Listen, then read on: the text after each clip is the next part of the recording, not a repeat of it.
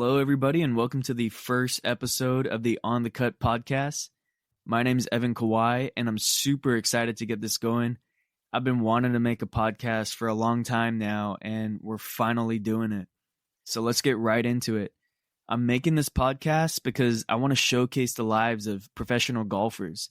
And I'm not talking about the pros out on the PGA Tour, but the ones who are in the grind every day, who are trying to make a name for themselves and who are trying to get that status so that they can achieve their dream of playing on tour and competing. We'll take a deep dive into the origin stories of these professional players and look at the adversities, the triumphs, and everything in between. I also want to bring on people in business. You know, they have the knowledge and experience in finance, and they understand the components it takes to create a plan geared towards success. So that's kind of the gist of it. I also want to bring in people from other sports at some point who know a thing or two about golf and try to understand their approach to their own sport, you know, when it comes to managing expectations or how to build confidence in their ability to perform under pressure. So yeah, I got my first guest here today. He's a childhood friend. We grew up playing golf together in Hawaii. He moved to Korea around the age of 14 to focus on growing his game. And now he's playing professionally in Korea and Japan. Today's guest goes by the name of Andy Kaito Kang.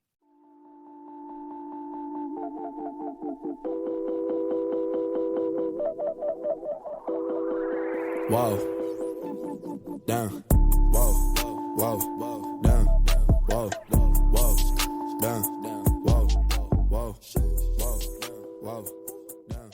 How we doing, Andy? Hi, what's up? It's Andy here. It's an honor just to see the first episode. It's fun and I'm ready to go, you know. Let's get it. We just finished playing at Pro at Kalauau, and just quick shout out to Sid. Thank you for helping set that up today. We had a great time out there with Taegu and Gyuri. Andy travels with this group of Korean players who I think Taegu's professional. He's professional. Mm-hmm. Yeah, and Gyuri's just she's getting started in the game. He's getting started. Yep. And so yeah, we had a good time out there.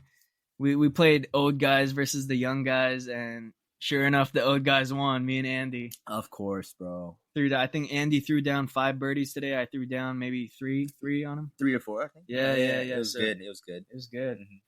So, where should we start? I mean, after growing up here in Hawaii and playing golf, you moved to Korea. How old were you when you moved to Korea? I moved to Korea when I was I think I was 14, turning 15. I moved to Korea. My dad moved to Korea, so I kind of like followed my dad and went with my dad.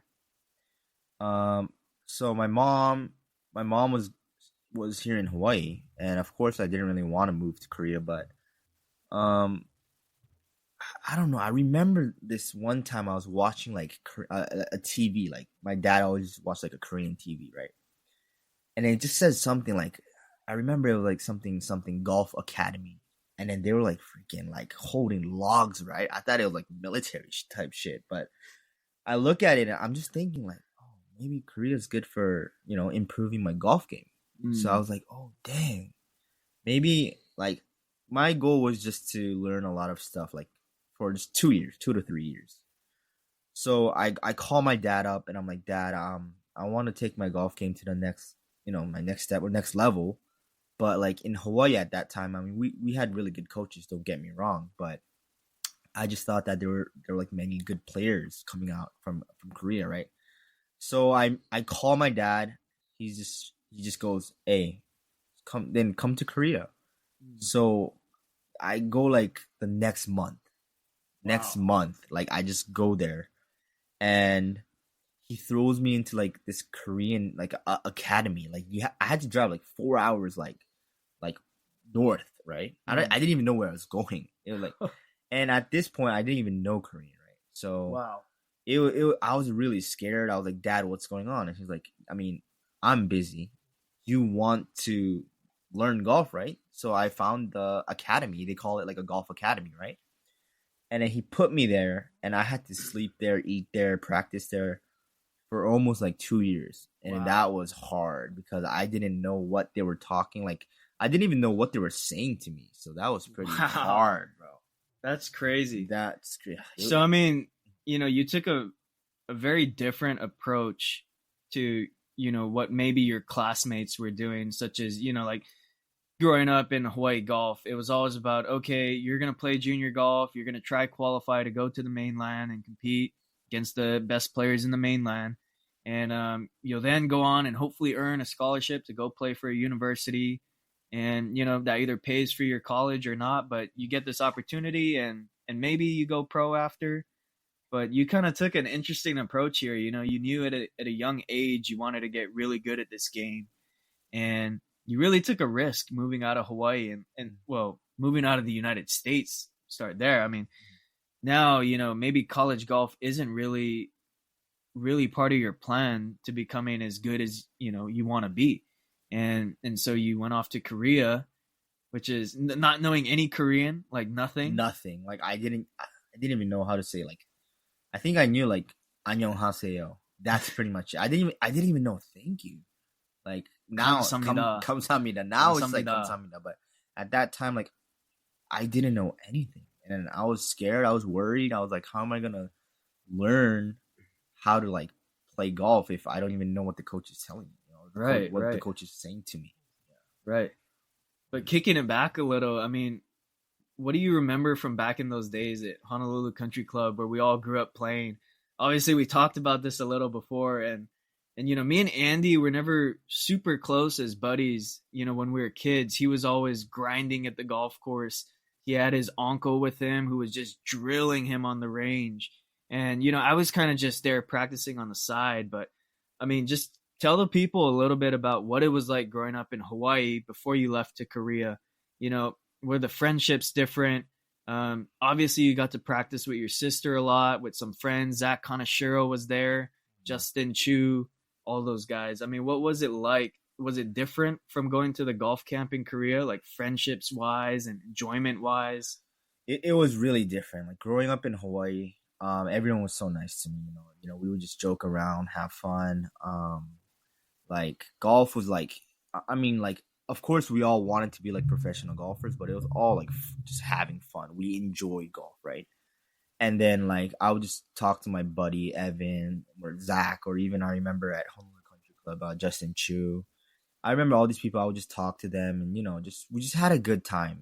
It was so fun. I would joke around a lot, and just like golf was just like, it was fun every single day. But the thing is, when I moved to Korea and then I went into that camp, everything was different. It wasn't all fun and games. It was kind of like they were doing golf just to survive. You know what I mean? If that makes sense. They weren't smiling. They weren't laughing. They were just so like, they were cold, you know what I mean? If you're saying like they had no emotions. So like at first it was just so hard for me because growing up in Hawaii, everyone's like, we talk to each other, we help each other out, we joke around with each other. We go on the course with each other. It's like it's such a different environment. And then in Korea, they don't want to talk to you. They don't want to help you. They don't want to, do anything, So that was really, it was really different and it was really hard. So after like a year, honestly, to be honest with you, I wanted to come back. Oh, wow. Yeah, I wanted to come back. I was kind of tired, depressed. I was like, why did I even come in the first place?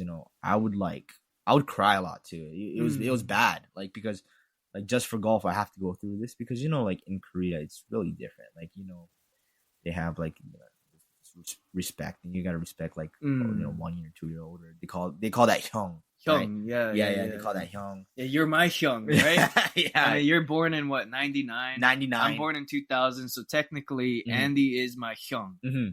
So yeah, I would be his hyung, but it's like every little thing you say to your hyung is like, I mean, come on, like in America we're like friends, right? We're buddies. But it's similar to the Japanese, right? I don't want to call it hierarchy. Yeah.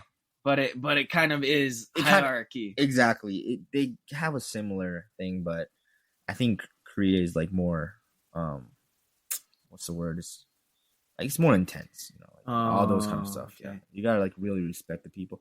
And you know, it's like the thing that was hard for me is when I went to Korea. I like to joke around a lot. I like Oh, to yeah. yeah, Mix it up, dude. yeah. I like to joke around a lot, just have fun. But they weren't having it. They weren't feeling your jokes. They were not feeling my jokes. Dude, it's the gochujang, man. It's that I'm telling you, freaking kimchi. It's the Something was it's the off. too much gochujang in their personality. Maybe Exactly. I don't know. Exactly. So these other students or players that were at this what is it, like an academy? It's you like a said? golf academy. Yeah, I mean, were they around your age? Were they all kind of the same age, or?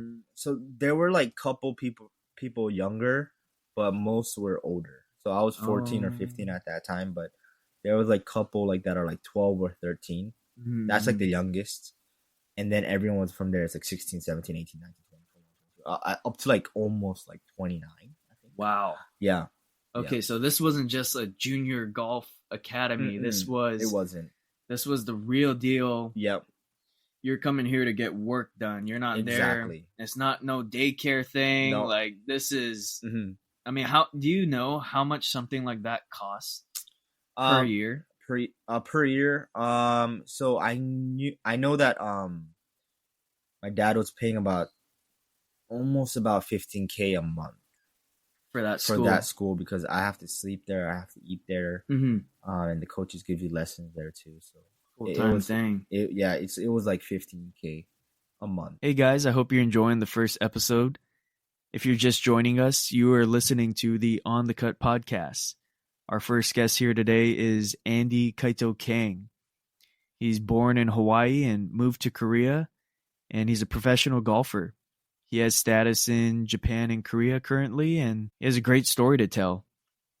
Just a quick shout out to my boy Lels. He allowed me to use his song Whoa in the intro. It's streaming on all platforms, so please go and check it out. He's an upcoming artist in Hawaii and a graduate of Kamehameha schools. So yeah, let's get back to the action. Wow. So yeah, it was expensive. Yeah. Yeah. So I mean, I can understand why maybe those kids weren't, they weren't playing around when they go there. You know, that's the real 100%. Deal. Yeah. It was just different. Like, I mean, of course I learned a lot too, but it was really hard to. It's kind of hard to be myself, you know what I mean? That was the hardest part because I kind of felt like I lost a part of myself when I went to Korea. It wasn't me anymore. It was more like pretending to be like someone. So that was the hardest part. Yeah, I see. Well, I mean, obviously the difference in the culture is very, very dramatic. I mean, in Korea, Asia in general, the players seem to work harder, to be more focused. They're spending more time at the range, more time drilling in the swing, honing in their skills.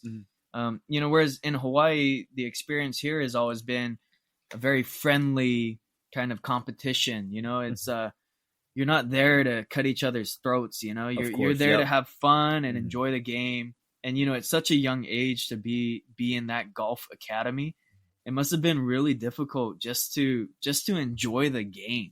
I mean, at the end of the day, when you're young and you're playing this game of golf, first of all, you're super lucky and privileged. But at the same time, like, you want to be able to enjoy the game because, most of your friends growing up maybe didn't play golf. Your only friends were really at the golf course, right? Yeah. And so the main thing as a kid is you're just trying to have fun, and when golf becomes somewhat of a job at age 14, 15, I got to imagine it'd been really tough to just enjoy yourself. Exactly. Enjoy yourself there, But, so, I mean, part of it is a gift though, because, I see you today and you're practicing and you're playing and you're really thinking about what you're doing. There's structure to it. Do you think any of that came from that golf academy? Of course, it came from that golf academy too, but it came a lot from the coach I'm getting lessons from now. It's been 8 years since I met my coach, but yeah, she's helped me a lot with my golf game, and a lot of she really mentally like helped me like with my mental, my skills and like how I gotta think on the course, how I gotta like just just think in life in general. She taught me so much. But yeah. So I mean, of course, like all the stuff that I learned in Korea kind of really helped to be kind of the person I am today. Yeah. I mean, I think you've really brought together those two experiences, Hawaii and Korea, together, because today I see you and you're smiling on the golf course. Yeah. You're enjoying yourself, but you also are very diligent when you work. You're serious about the game. You really focus in on what you need to work on. And that's super important because, you're not only enjoying what you're doing, but you're getting really good and seeing success out on the golf course, which is what we're all trying to do. And that's something I admire. That's something that's super cool. And it's something that I want to share with everybody. This is the whole point of this podcast, is to just showcase the lives of professional golfers and see what they go through, see what happens behind the scenes. When you see players on tour, all you see is them in front of the camera hitting the great shot. You don't see everything that they went through, their history, And on the topic of Korea, I mean, are you a citizen of Korea? I'm not a citizen because if I became one, or like I have to go to like military. Like right. They do like services, like mandatory 1 year, and I think it's like 2 years. Yeah. 2 years. 2 years. Yep. So that's why I didn't become a Korean citizen. I just stayed American. Yeah. Yeah. Is it difficult at all to be over in Korea? I don't know what their visa rules is. Is it like Japan where you can just fly in and out, or? So you can fly in for like, I think like a month, and then you have to go back out. So I'm using a visa called I think it's called F4, F3 or F4 visa. It's a working visa. Okay, nice. Yeah, it's a working visa. If you just like show that you make money, from like anywhere, like you're working here and you're making money here in Korea, they gave you a visa, like a 1 year visa. So I'm staying in Korea with that visa right now. On the topic of making money, you told me earlier you had to work a job. This is outside of golf. I mean, what job did you have to do? So I worked at Starbucks. Korea. Starbucks Korea. In Seoul? Incheon? In Incheon. Incheon. Excuse me, Incheon. So it was, I think, 2 or 3. I think it was like 2 years ago. Was it 2 or 3 years ago? 2023. 2022. But so every professional golfer after Q school, we get like 4 months off. It's like off season, right? You get 3 months off. You get 4 months off. And that year was like, it was hard for me because like I wasn't really hitting it well, but I just played like every single event I can to play my best, travel. I went Japan. I went I went China for a PGA China event or something. I just traveled everywhere that year, but I just wanted to really get on tour and just get my card. And I just gave it everything I had. Like my days were like probably like waking up at 5 a.m., sleeping at 11, just grinding. And I make it to Asian tour, right? And then even first stage, I played pretty well. Got like top 7, top 6. It was good. I go to finals, and I played really well. I thought I played really well, but missed out maybe by like a shot. It was like one stroke, right? And then I don't know. I love golf so much. Golf is like, for me, of course you can't really make golf your life, but for me, like starting at like a young age, I love golf. The game is just so fun. I wake up, I go to sleep every night wanting to just wake up and play golf, just touch the club, right? Yeah. But that year, I missed out by one stroke, and I'm like, what am I doing? You know what I mean? Like I just felt so like lost a little bit. So I just tell my dad. At that time, I didn't really know this feeling, but I go to my dad. I'm like, Dad, I just want to maybe do something else. I'm kind of tired. I gave it like 300%. I gave it everything. Like I squeezed all the juice out. You know what I mean? I did everything I can, but I guess maybe I'm not talented. Maybe I'm just not good enough. Maybe I can't be good enough. So. And then my dad just calls me and he's like, okay, we can just talk tomorrow morning. So we eat breakfast, and he was telling me that, Andy, I want you to do this job, but it's not like, it's like you have to do it. You know what I mean? So I was like, okay, what is it? I was thinking it's like some of like a job that like I can help my dad with, or like something my dad is doing, right? He said, like, right across the street from our house, you can walk like 5 minutes. There's Starbucks. I applied for you and everything. Just do it for 2 weeks and just see how it is. And then he didn't even tell me why at that point. So I was like, okay. And then at that point, I just wanted to make anything I can, right? Like just make a little money here and there, because I've spent so much. You know how much money goes into golf. Well, I mean, we both share one passion, and that's good food. Oh, and good food ain't always cheap. You know, it don't matter where in the world you are, you're gonna pay a little bit of a premium for food. So. Exactly. So you gotta work for that money so you can eat good, brother. Exactly. We just had some sushi. That costs money. Of course. Of course. Hawaiian poke every day. But just to give the listeners a little perspective here, final stage of Asian Tour Q School. It was held in Thailand. What town was it in? Hua Hin. We're in Hua Hin. We played at Lakeview and Springfield. That's correct. This is actually where me and Andy reconnected. Because after all these years, here we are in the middle of nowhere in Thailand, both playing at final stage for the Asian Development Tour. The Asian Tour. Exactly. Yep. Which is awesome. Yeah. And basically what this is it's a 5-round event. There's a cut after 2 rounds where they go from 270 players down to 140. And then they play 2 more rounds. And at the end of the 4th round, there's another cut from 140 down to, was it 70? I think it was like 60. 60. Yeah, 60 or 65. And at the end, you play one last round, a 5th round, and that's for status. Only 30 people. 35 people were able to get their Asian Tour card. Yep. And really, the reality is the top 10 actually get starts, right? The rest, is like from 11 to 30 is probably like playing Asian Development Tour. Of course, yeah. And so this 1 week, this 1 5-day tournament pretty much sets you up for the whole year. Or if you miss it, you have no job. There's no security. You don't have any privileges to go or status to go and play in these events. You're back to the same grind of trying to find mini tours, anything you can, Monday qualifiers, all kind of qualifiers to try and get in. It's crazy. I mean, Q School is a lot of pressure.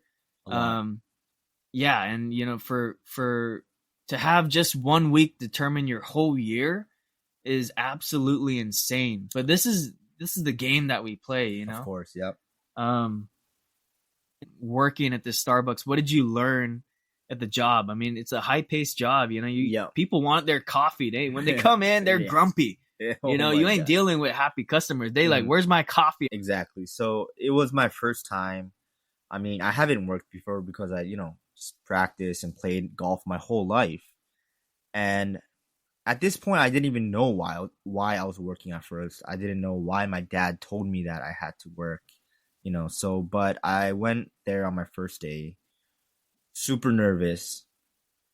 And then I was the guy, who worked by the cashier. So like, I would take your order and all that. But when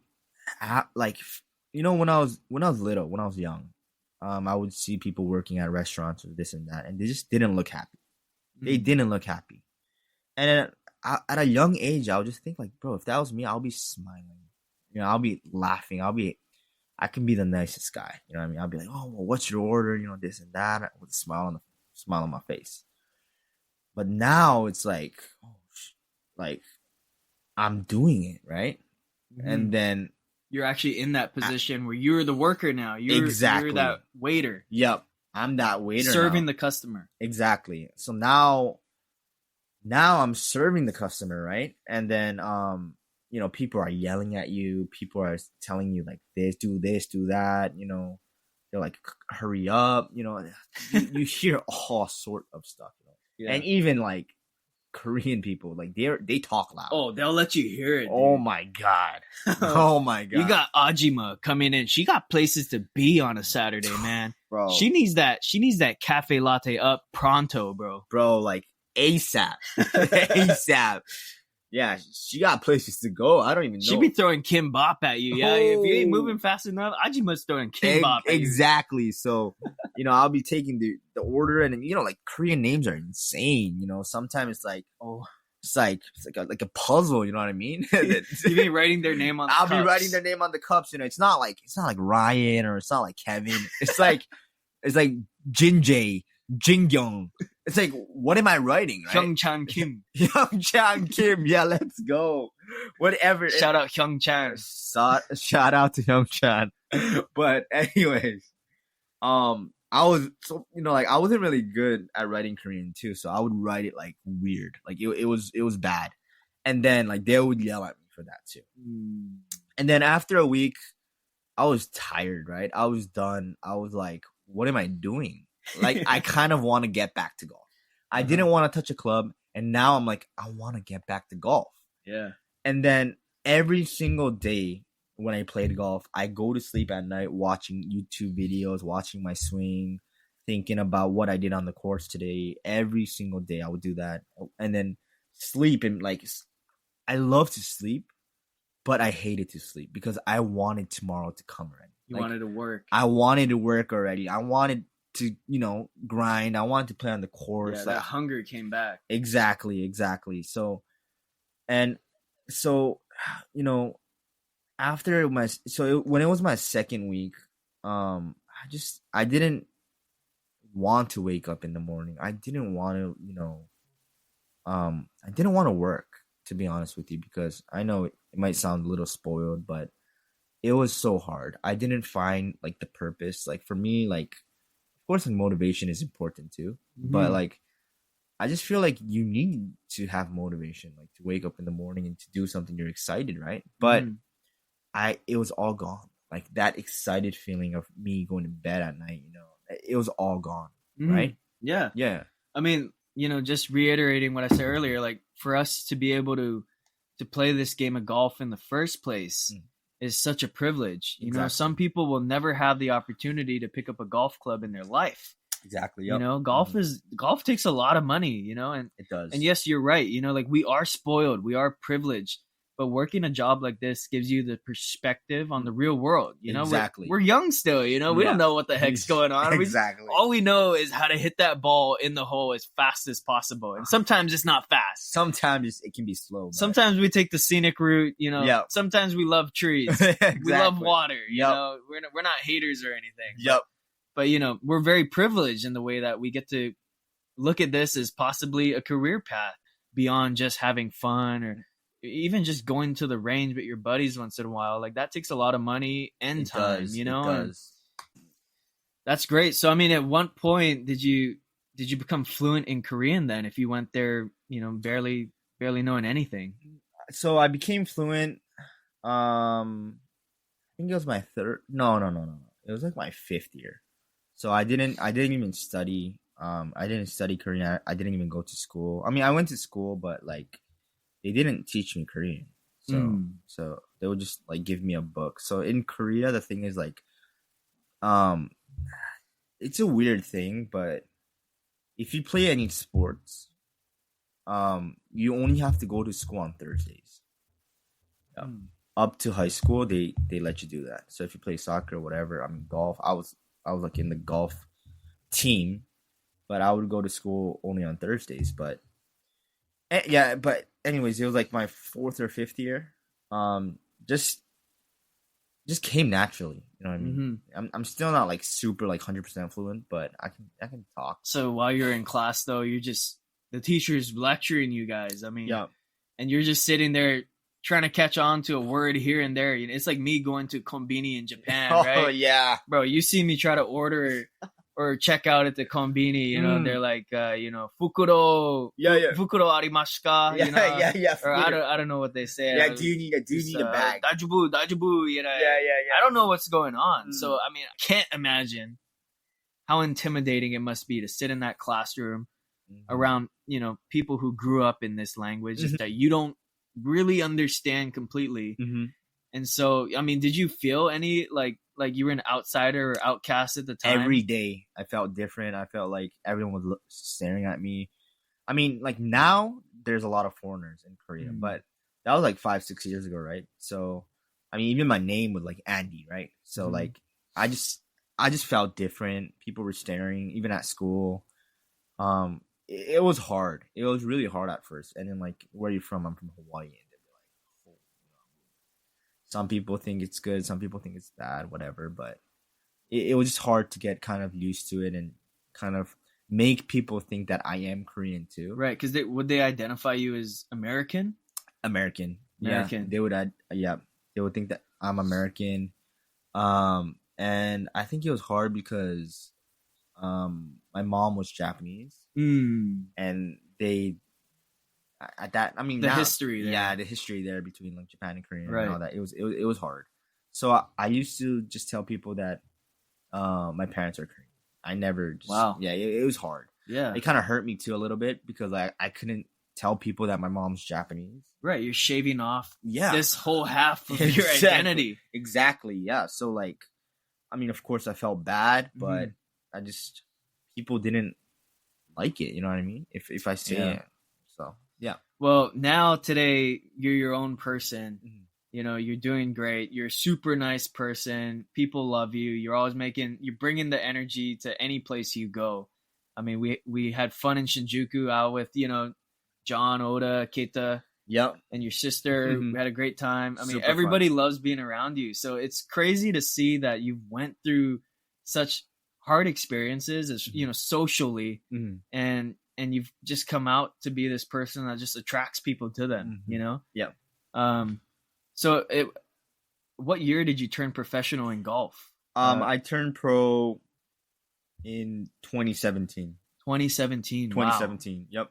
That was in Korea. You're playing on the Korean tour? Yep, in the Korean tour in Korea. I started playing on the Korean tour. And first couple years went pretty good. I mean, it wasn't like really good, but I had some status here and there. So it was pretty good. Sponsors, I got sponsored by like really nice companies, pretty good companies. But after, I think it was my 4th or 5th year, I started to kind of struggle a little bit here and there. Working on my swing a little bit, just trying to find myself, my swing, my game. When you first turned pro and you said things were going good, what kind of sponsor deals did you get at the time? So I got a sponsor deal from a company called Coronet. So Coronet was like I think it was like a metal, like they make metal or something. Metals, yeah. Okay. It was a pretty good company, but they helped me out. So it was really good. It was good, but in Korea it's like there's so much good players. If you start kind of falling back a little bit and they can kind of see that in the results, they're not gonna choose you. They're gonna choose someone that's like winning every other event, right? They're not gonna choose a person who's missing every other cut. And then I kind of started to fall back a little bit, and then of course they were just like, oh, we found a different player, this and that. So I got cut off. So then I started looking for different types of another like a company or something, like sponsorships, right? But it got harder and harder because like the players, like young players, like 17, 18, 19-year-olds, they're like shooting 8 under 9 under par. Yeah. They're going crazy, right? And then like, come on, it's like eyes on them. You know what I mean? Yeah, that's the future. Exactly. Yeah. And then so it was hard after I got cut off. It was pretty hard, mentally too. I was like, oh, Yeah, because in a sense, you feel like you have it all at that point. You have the status, you have the sponsors, life is good. Well, golf game ain't always good. Things can change real fast, especially on a professional level. Yep. We're splitting hairs at that point. The guy that's winning, it takes a little bit of luck, but at the same time, a high level of golf, right? Yep. But so just going back, did the sponsors approach you or did you have to approach them? You know, like how does that relationship begin? So the sponsors approached my dad first. So I think I was in a YouTube video in Korea. Oh wow. Yeah, shout out to his name is Simjang. Simjang. But shout out Simjang. Simjang, let's go. But he's a YouTuber. He's pretty big in Korea. He does like golf stuff, golf videos and stuff like that. He calls. So we were in a golf academy, so Tank Golf Academy. So that was her name. So Tank is like it's a Korean golf shaft, right? So Simjang made a golf shaft, like his original golf shaft, by the company Tank. So they made like a limited edition golf shaft. But anyways, they said like, "Oh, do you have any players like in your academy?" And then so they called me and Lisa, and they're like, "I want to make a YouTube video with you," kind of like, you know, because we were both using like Tank golf shafts at that time too, right? And then me and Lisa go on that video, and then it's exploded, right? It got like 300, like 400K, like wow, like views, right? It was like people were coming up to me at the driving range, and they'll be like, they noticed you. Yeah. They'll notice me, and they'll be like, "Hey, I know, I saw you last week on YouTube, but you guys are playing well. Keep it up," and this and that. But anyway, so I guess the sponsors they call my dad, and they're like, "I want to sponsor Andy for a year." So I go to their office and this and that, and then we talk. Yeah, do the deal.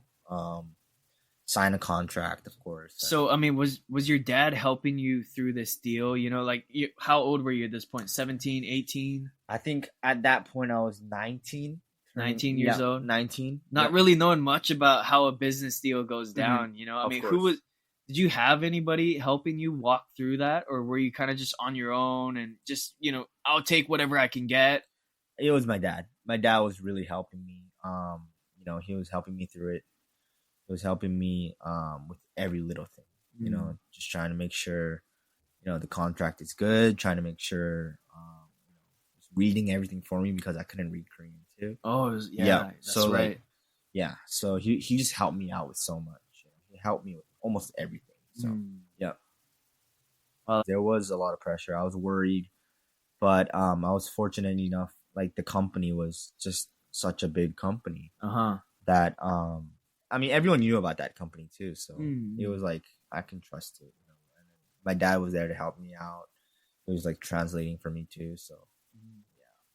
So what tours have you played on so far? I mean, so I played a year on the Philippine tour. Yeah, in the Philippines. You eat any adobo while you're over there? Pork adobo, chicken adobo. I had all of that. Yeah. You tried what's the egg they call it? No. What is that called? Is that the one where like the duck is still like the body? Yeah. Like, oh my god, it's developed.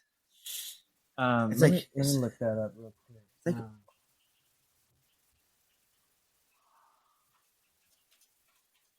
balut. Balut. No, I did not. You didn't try any balut while you were there? I did not try balut. Oh man. But I mean, so I played 2 years, 1.5 years on the Philippines tour. So, wow. So I would always go to practice in the Philippines, and then I just one day I figured out they had a tour in the Philippines, right? So I was like, oh dang, maybe I should try Q school because they have like Philippine Q school. Philippine Tour Q School, and then at that time they had something called Philippine Golf Tour, and then PGTA. So it's like it's like PGT Asia. It's like it's still in the Philippines, but the tournament, like the prize money was bigger. Right. Yep. So I traveled to Cebu. I slept in literally slept in a hotel where it was made out of wood. And it was like $12 a night. Like $12 a night. $12. I swear to God. I was like, I didn't know what I was doing. But I mean, you know, the scariest thing was like going there. Like I never been to like, I mean, Cebu is such a beautiful place, right? Yeah. But beautiful city. Beautiful city. Beautiful city. But I just never been there before, right? And then I'm just traveling there and booking a hotel, and there weren't a lot of hotels like near the golf course, so I just booked like one, and then I look at the price on my phone, and I'm like, what is this place? Like $12? Did I like buy breakfast? Yeah, or maybe what am I doing? You won't find anything like that in California, brother. Oh, bro. You're staying in the wooden shack. It's $100 a night, brother. Bro, it was like real life Minecraft. Oh my goodness, bro. Like, so I go in the hotel. Let's not even call it a hotel. It was like It's more like a what? it was like a village. You staying in a village. Village. Just somebody's home, maybe. I swear to God, they were out on vacation I swear to somewhere on the God. beach, Mhm. and you were up in their home. Oh $12 my- a night, baby. I mean, I was sleeping on concrete, right? The bed was like, they had like one blanket, and it was like the bottom was like concrete, but it was bad. Actual concrete, Actually, like concrete. It was not like bad. a wooden Nah. It was like bed frame. it was like hard. It was concrete, bro. and was it cold? It was probably pretty cold. It was cold. It was smelly. It was bad. It was bad. I mean, it was bad. But like looking back at all those experiences, I'm really grateful, thankful to have experienced those kind of stuff, those Right. stuff, Right. and even had the opportunity to experience those kind of stuff. So, So what other? Yeah, the Philippine tours, Philippine the Korean Korean tours. tours, and Japan. I played a little bit of Abema here and there. Oh, okay. Yeah, Yeah, so- so Abema is the step up tour to JGTO, which is the main tour in Japan. Yep. So that's the Abema tour, and then that's pretty much all the tours I played. And Have you tried any Q school in America, like Corn Ferry or America's tour? I haven't. Not here in the corner. I mean, Is there a reason why, or it's just I know you're based out of Korea now, but you're still a U.S. citizen, so you can come over and base yourself out of Hawaii or even California, wherever. And like, is there a reason why you haven't came over to America and maybe tried here? I mean, first, I just didn't think that I was ready, or I didn't feel like I was ready, because you know how hard it is. I mean, Q school is hard everywhere. Anywhere you go, it's hard. Yeah. But just like America, like Corn Ferry Tour, it's a little different. It's harder, right? Yeah, you got the best from all over the world coming Exactly. here. This is Mhm. this is the money pot. You know? Exactly. Yep. You have to be ready, like physically, mentally. Like you got to be ready to go, right? You're just ready to shoot like under par every single day. Right. And then the question was for me is, am I ready? And then the second thing was, do I have enough money for that? And then at that time, I mean, it was a no. It was just way too expensive traveling, especially because I was based in Korea. Right. Like even flying to America was like really expensive, but like playing an event there was more expensive. So. Right. I mean, this is a great point here. I mean, you go and play Asian Tour Q School. It's a one-time payment. You know, it's $3,200, right? $3,200 US. Asian Tour Q School is only 2 stages, right? Yep. And the first stage, you could play one in America, in California, Saboba Springs. They got that now. Or you could go to Thailand and play there. But you're paying $3,200 for an entry fee. Yep. I mean, Corn Ferry, I don't know what it is today, but maybe I checked about 2 years ago, it was about $6,500. I think it's like last year it was like $8,000. $8,000? $8,000 US dollars. So. Yeah, and I mean, on top of that, now you're in the U.S. and you're staying at the cheapest hotel you can find, which is, it's upwards of $100. It's gonna be that Hampton Inn, or if you're really trying to save money, you're staying at a motel or a Red Roof. Yeah, I don't know if you know what a Red Roof is, but I don't. I mean, it's an experience, man. Red Roof. I mean, I've stayed at one Red Roof in my life. It was in I want to say either Arizona. It was somewhere in the desert. It could have been Palm Desert. Yeah. But you walk in, there was boxes everywhere stacked up in the lobby. They had an ant infestation. Ooh. Just in the lobby. I can't imagine what the rooms look like there. I turned around. Let's just say I turned around and slept in a parking lot. Oh, I mean, that might be better. My car was a nicer room than what I was about to pay $60 for, you know? Yep. But, you know, when you come to America, not only is the hotel more expensive, but maybe you need a rental car. Yep. Now you need, you know, the food is like double the price. Mhm. And let me just say, when you're coming from a place like Korea, you ain't trying to eat food in America. Like, you ain't trying to eat Korean food in America. You know? And if you are, you're paying a crazy premium on it, right? Double the price. Just trying to get some tteokbokki up in there, you know, before the tournament. My God, yeah. You know, trying to get some pajan, bro. Yeah, pajan. Yeah. Pajan, Yep. you know what I'm saying? Oh my God. I mean, it's crazy, right? It in is. Korea, where you're paying like maybe $12 for something really, really good. Mm-hmm. Here in America, what would you say, like $25 minimum? Like 25 minimum, right? 25 to $30 minimum. Yeah, right? you're trying to get some kalbi. Kalbi. Oh my God, kalbi is like in Korea. Maybe it might be like $12, right? $12. $12. Crazy. Here in Hawaii, you get a plate of kalbi is $30. $30. Yeah, I mean, $30, and I don't know if the qualities. I don't know if they're using the same recipes. You know what I'm saying? Yep. You know what I'm saying? The recipes in Korea. I mean that. Oh, it's different. I've only eaten at the Incheon airport, so I I mean, wouldn't know. Incheon Airport is pretty good, But that food court there, man. I went on that plane nauseous. Oh my God. Yeah. But you know, like this is the point I want to make is, you know, when you're growing up in golf, you don't see all the cost, right? You know, dad or mom is taking care of it, you know. But Exactly. when you yourself are the professional and this is your career and this is what you're trying to achieve, now you got to look at these things. Does it make sense for you to fly over from Korea and try to play the Korn Ferry Tour qualifier? You know, it's a big investment. That's what you're really acknowledging. Is it's a big investment to try and come here. And you just want to do everything in your power to make sure that you can come out successful in doing it, right? Come out with status. Right. And so this is what the podcast is all about, man. It's pointing out these things that maybe you don't see on the surface, right? But when you go down and dig deep, you see the cost, the struggle, the finances, you know, putting this plan together and looking at the end number, the end cost of expenses.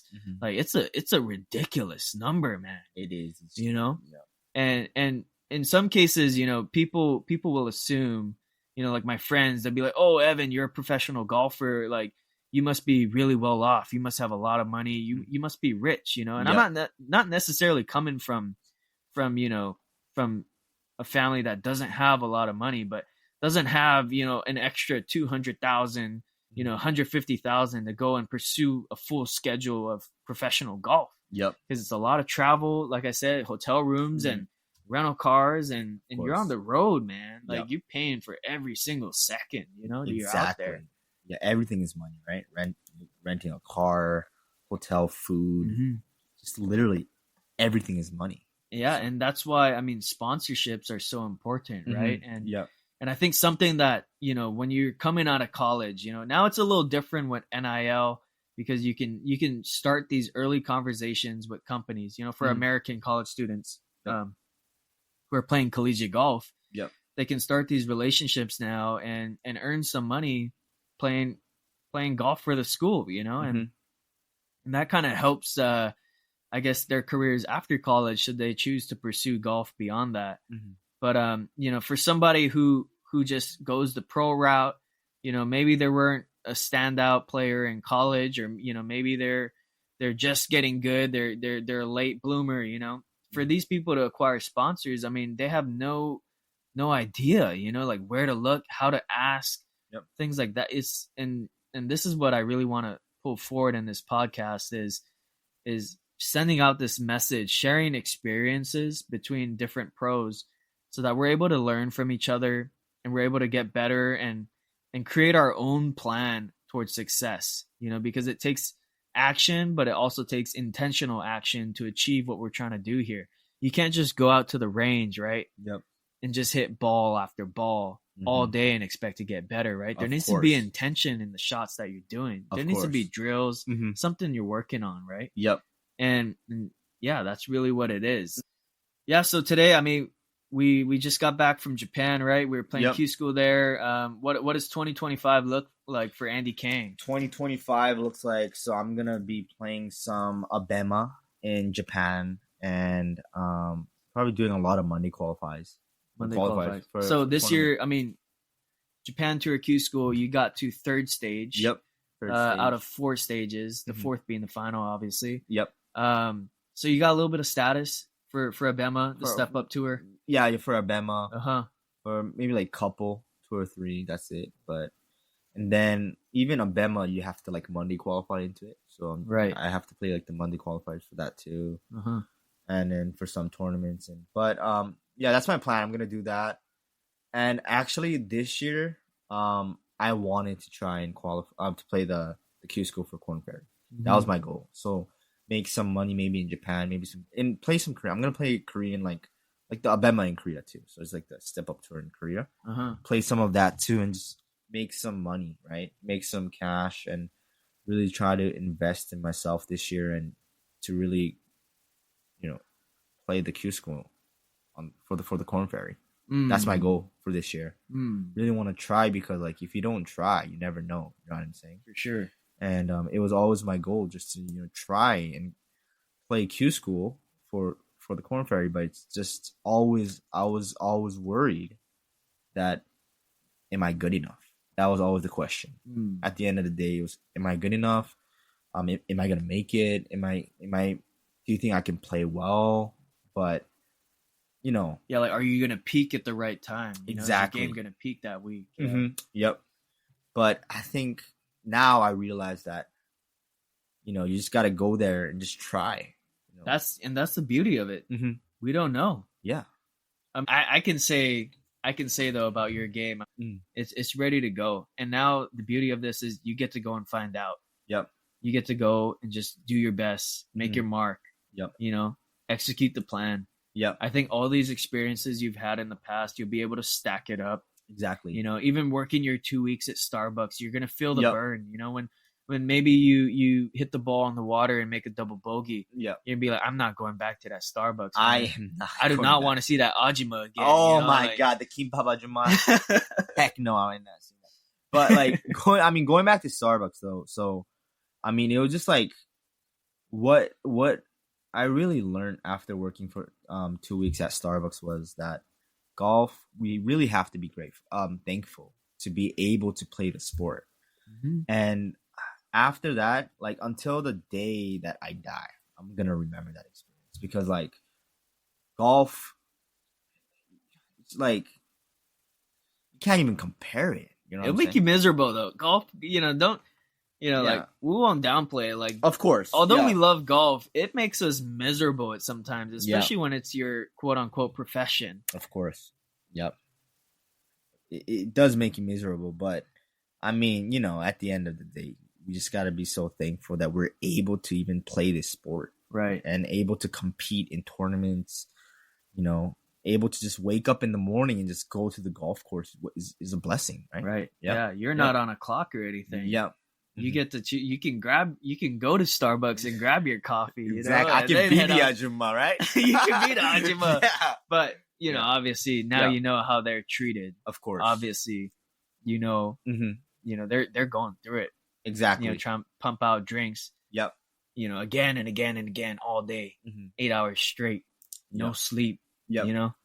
That kind of thing. So now do you treat them better? You always Of course. you know to treat them good, because Yep. they're having a worse day than you.